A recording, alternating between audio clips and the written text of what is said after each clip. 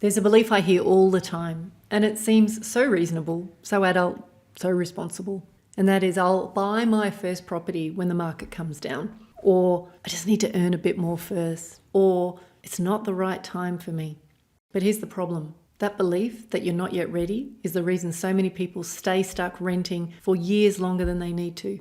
There's no perfect time. So this isn't a video about guilt or pressure. It's about how to recognize if your money belief of not ready to buy your first property is sabotaging your future. And let me say this up front. If you're already investing, whether it's shares or ETFs or other assets, amazing. You're ahead of most people. But here's the thing. No matter how you invest, the decision to secure your first property is essential. Not because it's perfect, not because it's the dream home, but because property is one of the few assets that lets you use leverage, build stability, but above all else, it's the ultimate insurance policy for life. So whether you live in it or you rent, vest and live somewhere else, owning property early matters. So in this video, I want to show you a few things. The subtle trap that keeps smart people renting, why waiting often costs more than acting, the psychology that makes someday feel safer than today, and how to rent intentionally so it's a stepping stone, not a trap. So let's imagine you could buy a property for $400,000 today, a unit. Maybe you've scraped together a deposit, you're close, but you wait. 5 years pass, and at 5% growth, nothing crazy, that same unit might now be $510,000. So now you need a bigger deposit and a bigger loan. And in many cases, your savings just hasn't grown fast enough to keep up. This is the hidden cost of waiting. So it's not just about rent, it's about the goalposts that move while you stand still. The longer you wait, the harder it feels to act. So psychologists call this loss aversion. And every year the fear of making a mistake gets louder. You think you're being careful, but you're actually reinforcing the habit of delay. Because waiting feels safe, but it quietly shrinks your options. When people say, I'm just waiting for the right time, it sounds really logical. But underneath, it's usually fear dressed up as strategy. The fear of buying in the wrong place, or maybe the fear of overpaying, or maybe the fear of being judged by family and friends, the fear of committing to something big. Now, I once spoke with a guy who decided to wait through 3 election cycles before buying. He told himself he was being sensible, but while he waited, prices in his area doubled, and his logic cost him $500,000. That's the thing about fear. Left unchecked, it doesn't protect you, it paralyzes you. So the way to disarm fear is to increase your knowledge. The more you know, the less risky things become. And by the way, if you've ever wondered why so many people or so many money experts say don't buy, just rent and invest, I dug into that in a separate video where I spent 50 hours researching the data, and what I found might actually surprise you.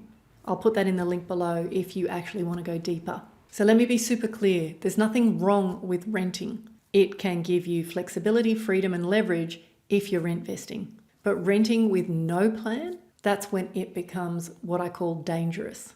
Renting because you're scared to run the numbers.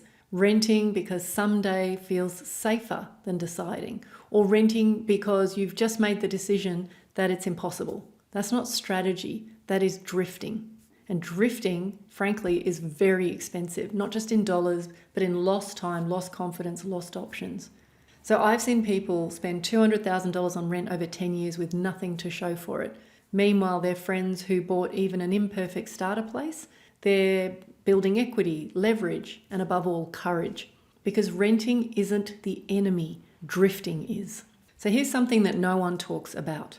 It's this idea that the longer you wait, the scarier buying feels, because every year the mountain just looks a little steeper.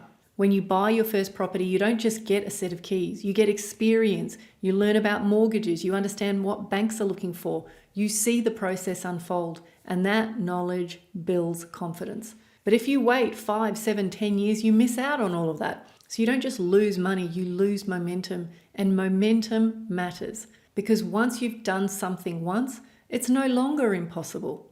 It's repeatable. That's the real cost of waiting. It delays the moment you start compounding both wealth and courage. So how do you avoid that trap?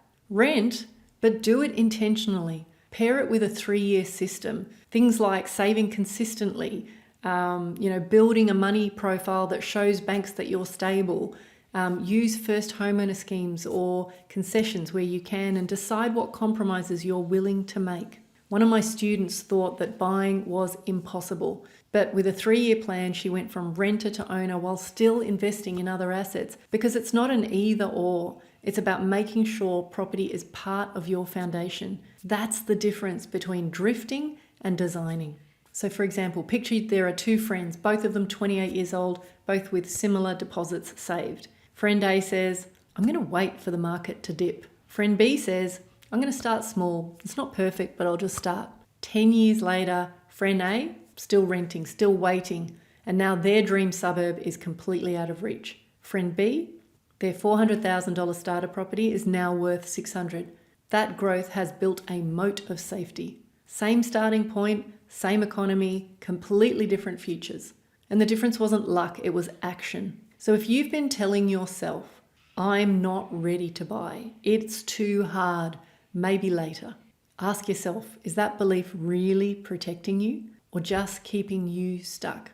You don't need to feel 100% ready. You don't need to stop investing, but you do need a plan to secure your first property, because without it, you're always going to be at the mercy of rising rents, rising prices. You do need a plan that works in today's world.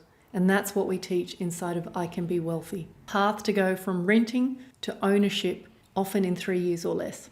But the first step is stop waiting. If this makes sense to you and you'd like more support, please come join our newsletter where I am sharing free tips, tools, and insights. Check the link in the notes.